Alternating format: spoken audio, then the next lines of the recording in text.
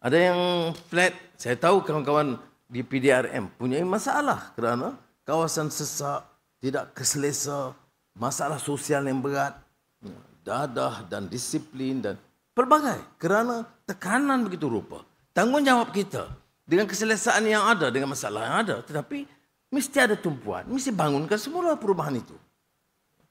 Itu kan dijadikan bahan politik, caci mencaci, merampas tanah Melayu, agenda Cina untuk mengusir Melayu dari kota. Saya tidak mengerti politik begini. Kerana yang status tanah tidak berubah. Apakah itu tanah reserve Melayu? Kekal.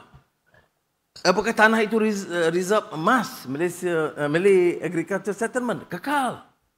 Strata title kekal. Tetapi kalaulah flat Sri Perlis yang pada saya paling melemaskanlah, saya tidak bangga sebagai seorang Perdana Menteri kalau tidak dapat melakukan apa-apa untuk bangun semula flat Sri Perlis.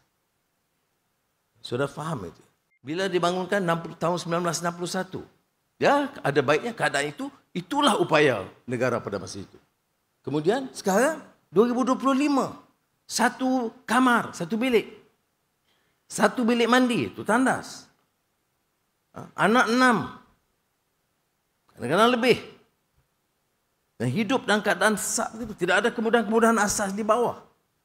Jadi saudari, sebab itu kita kena pindah. Untuk menjamin mereka ini mendapat rumah baru.